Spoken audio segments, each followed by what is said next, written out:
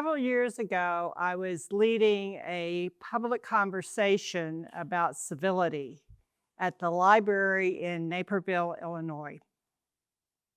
About 50 people showed up. And at the very beginning, I asked a simple question. Why are you here? What made you take 2 hours out of your busy life to show up for a conversation like this?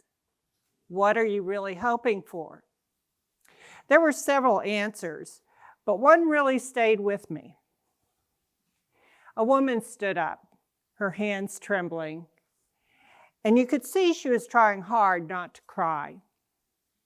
She said, "I have a nephew I dearly love, and we've made wonderful memories together. But now as he's becoming an adult, he's begun to embrace ideas and beliefs that are very different from my own. And I don't want to lose my nephew simply because we can't have a conversation anymore, simply because we see things differently." You could feel the room respond, heads nodding, people looking down, because almost everyone knows that moment when a relationship you care about begins to crack under the weight of civility differences. So what do you do when the stakes are that high? When it's not a debate online, but it's Thanksgiving, it's a sibling, a friend, a colleague.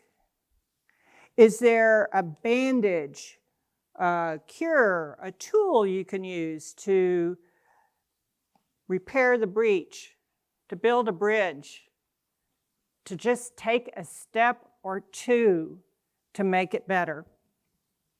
There is, and it's called civility. Not the polite, go along to get along kind, and not the kind that keeps the peace by keeping everything honest buried. No, the kind of civility I'm talking about is a skill, and it takes a lot of practice and the patience and commitment to make it happen. So what does that look like? At the Institute for Civility, we define civility as claiming and caring for one's identity, needs, and beliefs without degrading someone else's in the process. What do you do when someone you care about, for whatever reason, says something that punches you in the gut? Here's the way to stay 2 steps ahead of the moment when a conversation collapses. 1, claiming and caring. Say what you believe, what matters, and why, clearly and calmly, without attacking the other person or their positions. That's easier to do if you understand why you believe the things you do and exactly what you believe. Is it because it's what your parents taught you? Perhaps your teachers in school? Maybe it's something you've picked up from your peer group or that you've seen or read online. Did you have a personal experience that influenced what you think now?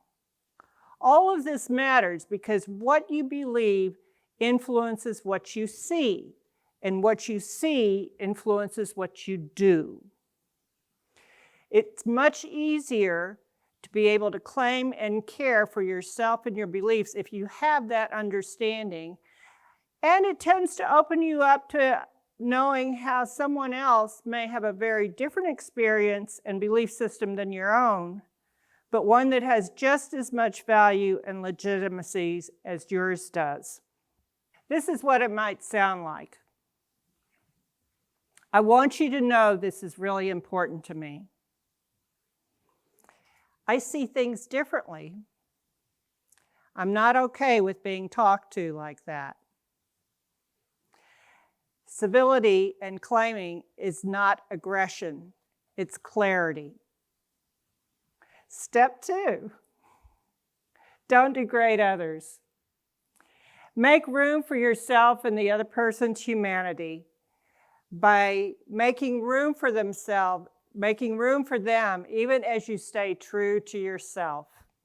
That's a lot easier to do if you're not belittling them, but respecting them. It might sound something like, tell me how you got there. What are you afraid might happen? What matters the most to you in this?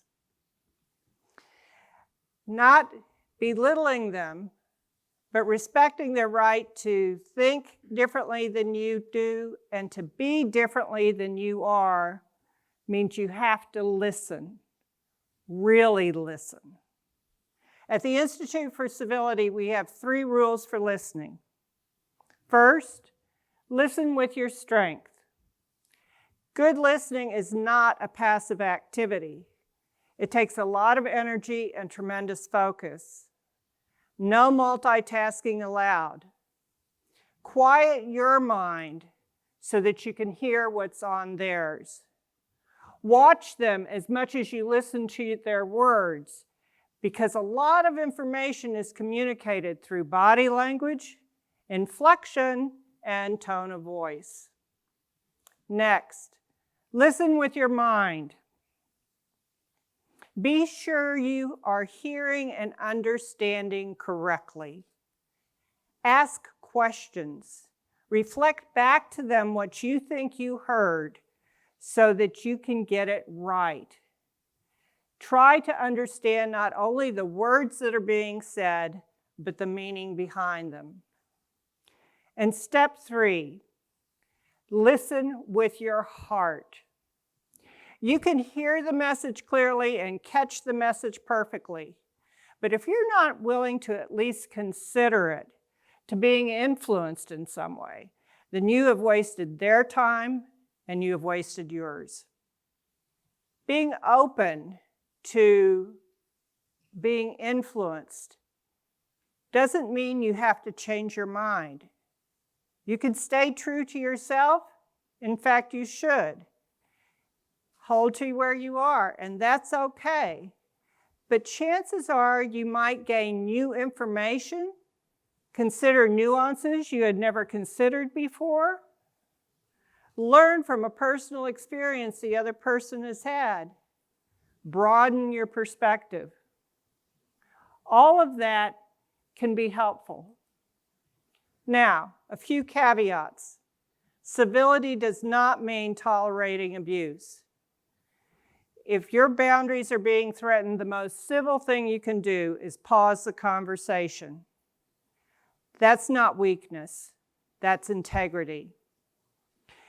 And understand, civility is not a trick to change someone else or their position. It's a tool to change what becomes possible between you. It opens the door for stumbling blocks to become opportunities for connection, creativity, and growth on both sides. Now, there will always be those people on whom none of this will work, but that shouldn't keep you from trying, because you never know. It just might happen. Now, how do I know that all this works? Well, I've been doing it for 30 years. And there have been more times than I can count when my colleague and I have had to put it into practice, because we just don't agree about much of anything. We all have that one person in our life or work, don't we? But beyond that, let me share this story. Several years ago, my colleague and I were leading a civility workshop at the National Conference of State Legislators. And our workshop was one of several options that participants had to choose from. And so the people who chose to come were truly invested in learning concrete skills that could help them work collegially across the political aisle. We focused on listening and communication, and at the end of one of the exercises, one of the men could not hide his amazement. He was utterly taken aback by what he had learned. As we debriefed with everyone, he said, I just realized that I've been taking everything that we disagree about and building walls between myself and others. And I've been doing it my whole life. The next day he came up and he had tears in his eyes and he said, "You changed my life. I can't keep doing what I've always done. I can't keep building those walls." And that's how it's done. One conversation at a time, one step at a time, one person at a time. One relationship healed or built fresh. One aunt who found hope and civility to reach out with care and kindness to her nephew to try and understand him. One state legislator being willing to be vulnerable enough to listen and learn at a work conference and found out more than he ever knew about himself. One student at a legislative conference who discovered and realized the importance of simply being aware and the power that comes with understanding what's behind another person's position or point of view. One, and then another and another. As more and more of us are willing to practice that kind of civility again and again and again, we reweave civility into the fabric of our culture. Not with slogans, but with skills and the courage, the heart, and commitment to put them into practice. Because being able to speak and listen respectfully with one another is absolutely essential and foundational to anything else we hope to accomplish. It's what we need as we take another step and another step to solve all of the challenges we face. Thank you.